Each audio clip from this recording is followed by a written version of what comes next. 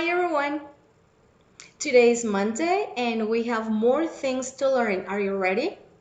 Good. First of all, tell me, how was your weekend?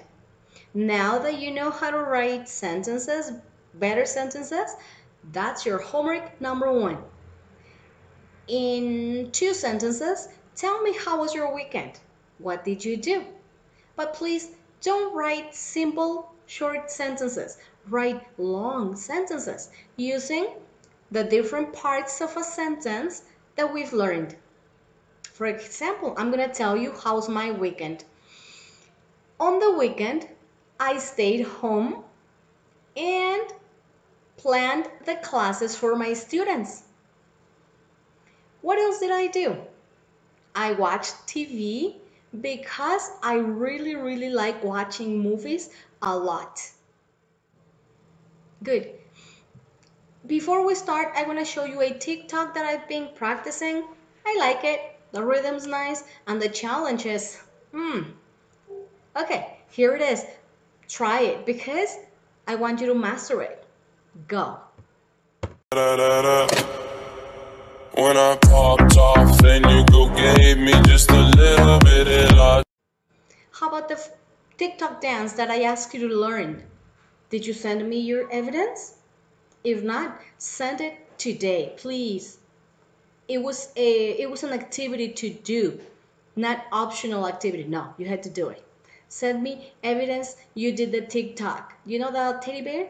Please do it. Well, in today's class we are gonna learn about relative clauses. That's a very simple topic because when we work with simple, easy topics, that gives us the chance to review other things. Okay? So let's start. Let's see. To begin this topic, I'm gonna ask you to please read this simple sentence. This is a very simple sentence because it only has basic subject, predicate, one verb. Okay? My mom loves music. Read it, please. My mom loves music. Now, who are we talking about in that sentence? My mom. Who is the subject? My mom. Not only mom. My mom. What is the predicate? Loves music. We can ask basic questions. Who loves music? My mom. My mom what? Loves music. Huh? Okay. But if we want more information, if we want to be more specific, we add more parts to that sentence. For example, let's ask ourselves, what does mom love about music? The sentence only says my mom loves music. Does it say what moms loves about music? Does she love dancing? Does she love listening to it? Does she love um, making music? It doesn't say. Let's add that piece of information. Now read this one. My mom loves listening to the music. My mom loves listening to music. Now we have more information.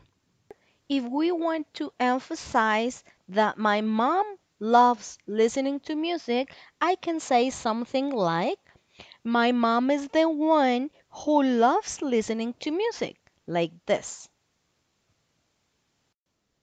After this example, I want you to go to page 81 and let's start the work. Let's go straight to activity 1 because we already analyzed the information and explained the information about what the relative clauses are. Now please read instructions. Read the sentences. Underline the relative clauses. There, how many different things are they asking you to do? First, you have to do what? Read the sentence. Next, underline the relative clauses.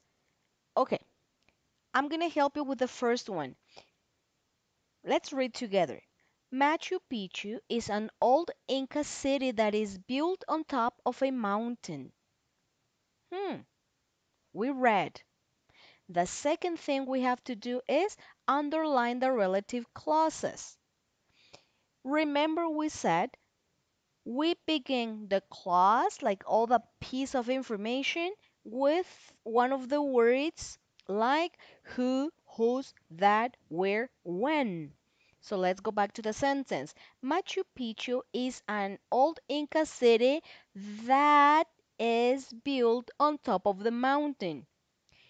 You see the word that? That's one of our relative pronouns, right? So we underline that is built on top of the mountain.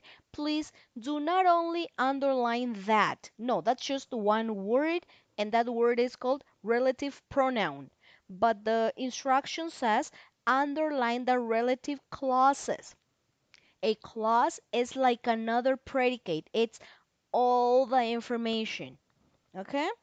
Now, number two. Manco Capac built Cusco on the place where his staff sank into the ground. Can you see the word where? The word where, sorry. Okay, that is the beginning of the clause. So we underline where his staff sank into the ground.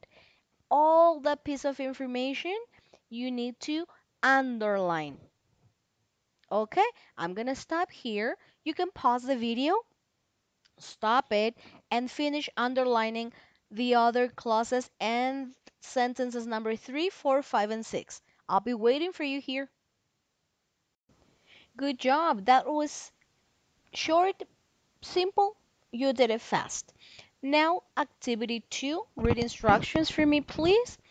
Match the relative clause to the sentence that it best describes. Same thing. Remember, we have two parts in a sentence.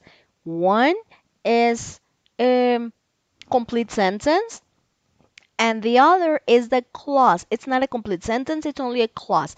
It's a piece of information that complements the sentence. So, what you have to do is read each sentence and check which clause matches, which clause complements the information. Let's do number one together.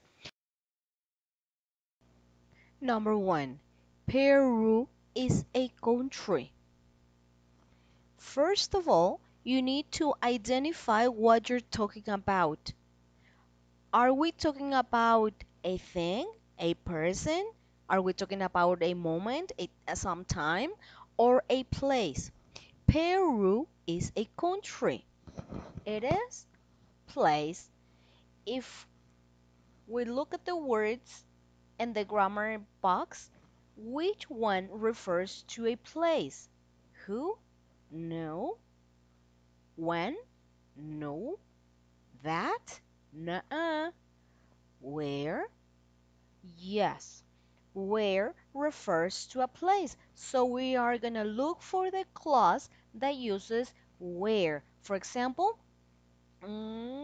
there, where you can see many colorful birds. That is the clause that matches because we're talking about a place and the clause begins with a word that refers to a place. Okay, match. Now you have to do the same thing with numbers 2, 3, 4, 5, and 6.